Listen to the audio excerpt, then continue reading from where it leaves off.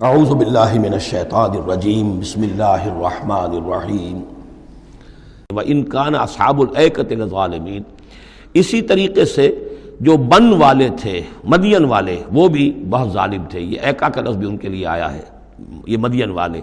فَانْتَقَمْنَا مِنْهُ، یہاں پہ صرف تذکرہ ہو رہا ہے۔ یہاں تذکرہ آپ نے دیکھا کہ صرف حضرت لوط علیہ السلام کا ہوا ہے اس انباء الرسل کے انداز میں، باقی حضرت ابراہیم کا تذکرہ ہو گیا ہے، وہ وہی ہے قصص النبیین کے انداز میں۔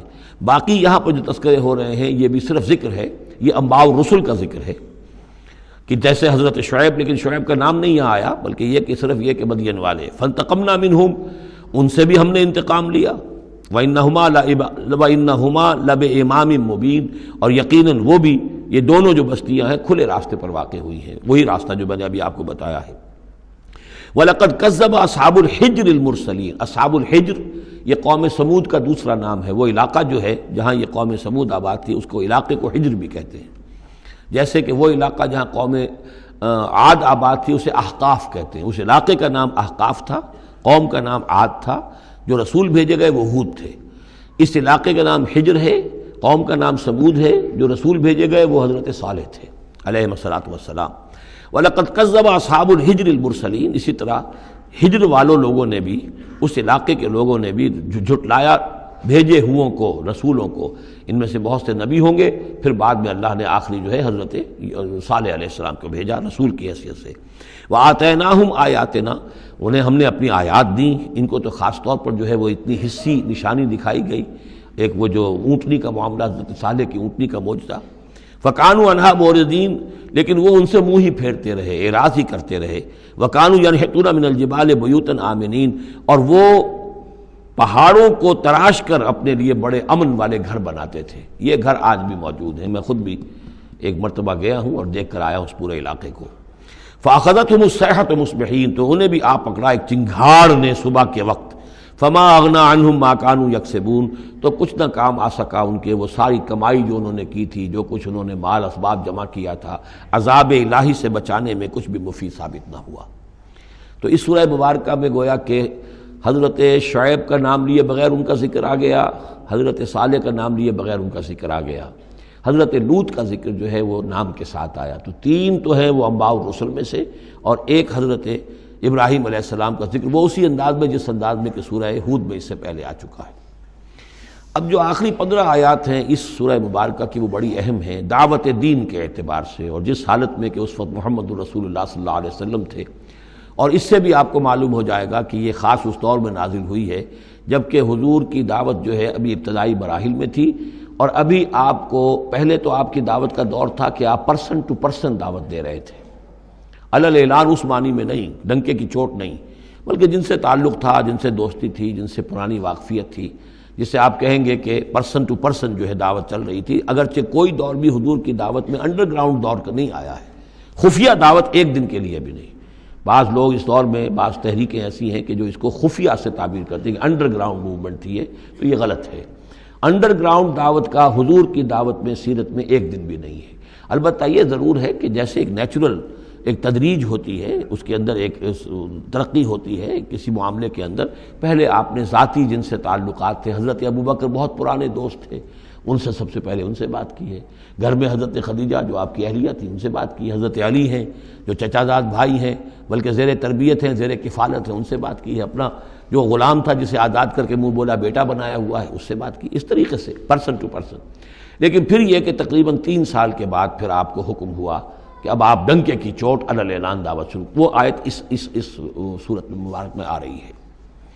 وَمَا خَلَقْنَا السَّمَاوَاتِ وَالْأَرْضَ وَمَا بَيْنَهُمَا إِلَّا بِالْحَقِّ، اور ہم نے نہیں بنایا، تخلیق فرمایا آسمانوں کو اور زمین کو اور جو کچھ ان کے مابین ہے مگر حق کے ساتھ۔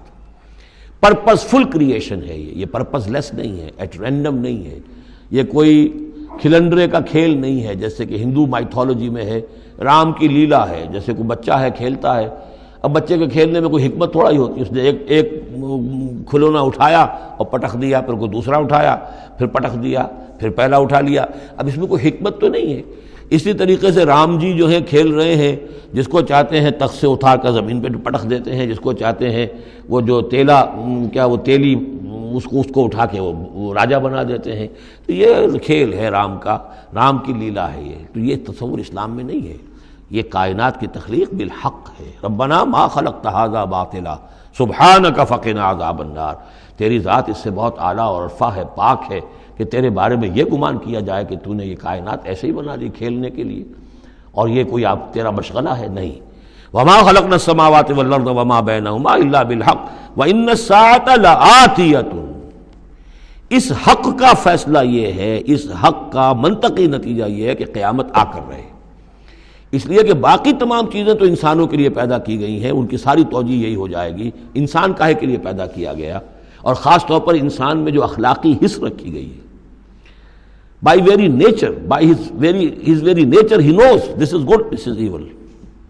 یہ جو اس کے اندر ایک شعور ہے، ایک تمیز ہے، یہ ایول ہے، یہ گڈ ہے، یہ اچھا ہے، یہ برا ہے. اب اس کا نتیجہ کیا نکل رہا ہے؟ یہاں تو الٹے نتیجے نکلتے ہیں. بہت سے اچھے لوگ جو ہیں انہیں فاقے آ رہے ہوتے ہیں، اور بہت بدماش جو ہیں وہ یہاں پہ عیش کر رہے ہوتے ہیں. تو یقیناً کوئی اور زندگی ہونی چاہیے، اور یقیناً کوئی دن ہونا چاہیے کہ جس میں بھرپور حساب کتاب ہو جائے، نیکوکاروں کا حساب کتاب ہو جائے، اور پھر ان کی زندگی ایسی ہو کہ بھرپور صلہ انہیں ان کا مل سکے، اور بدکاروں کی بدکاریوں کا حساب کتاب ہو جائے، اور پھر ایسی زندگی ہو، ایسا نظام ہو کہ انہیں پوری سزا مل سکے. تو یہ گویا کہ حق کا تقاضا ہے. وما خلقنا السماوات والارض وما بینہما الا بالحق وان الساعة لآتیۃ. قیامت آ کر رہے گی. فاصفح الصفح الجمیل. تو اے نبی آپ ذرا ابھی خوبصورتی کے ساتھ درگزر سے کام لیجئے. یعنی یہ کہ یہ مجرم کہیں بھاگ کے نہیں چلے جائیں گے، ہماری پکڑ سے نکل نہیں جائیں گے. قیامت آئے گی، ایک کیفر کردار کو پہنچ جائیں گے. ابھی آپ ذرا تحمل کیجئے، صبر سے کام لیجئے. فاصفح الصفح الجمیل. ابھی ہماری مرضی اس میں ہے کہ ہم ان کی رسی دراز کریں.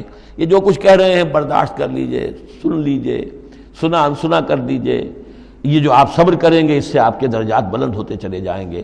لیکن فوری طور پر آپ کے دل میں اگر یہ خیال پیدا ہونے بھی لگے بربنائے طبع بشری کہ انہیں سزا ملنی چاہیے، یہ بدبخت مجھے کیا کہہ گیا، ابھی یہ مجھے پاگل کہہ گیا، اور یہ مجھے جو ہے ساحر کہہ گیا یا مسحور کہہ گیا. نہیں. فاصفح الصفح الجمیل.